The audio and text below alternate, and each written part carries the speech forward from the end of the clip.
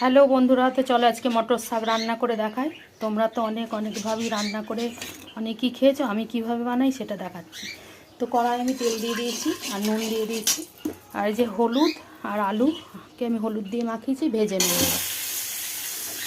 আলুটা আমি ছোটো ছোটো করে কুচিয়ে নিয়েছি, ভেজে তুলে নেব।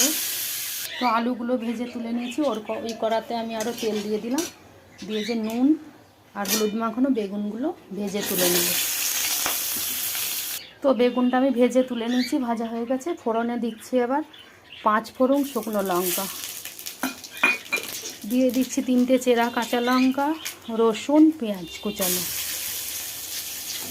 আবারও নেড়ে ভেজে নেবো ভালো করে। দিয়ে দিচ্ছি অল্প আদা বাটা,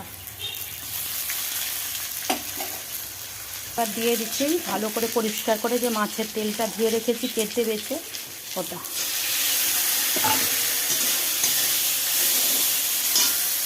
তো ভাজা হয়ে গেছে, দিয়ে দিচ্ছি শাক কুচানোটা, আবারও নেড়ে নেবো। দিয়ে দিচ্ছি বেগুন আলু ভেজে রাখাটা,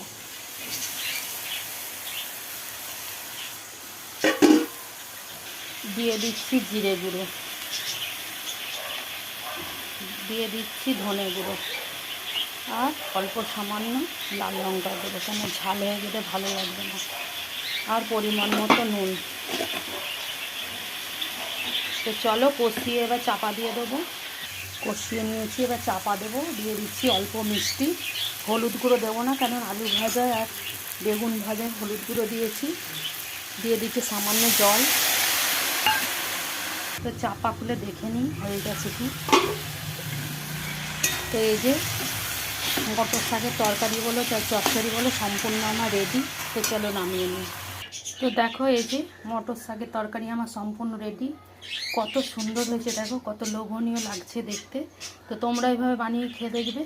আর ভিডিওটা ভালো লাগলে লাইক শেয়ার কমেন্ট করো, আমার পাশে থাকো। চলো টাটা।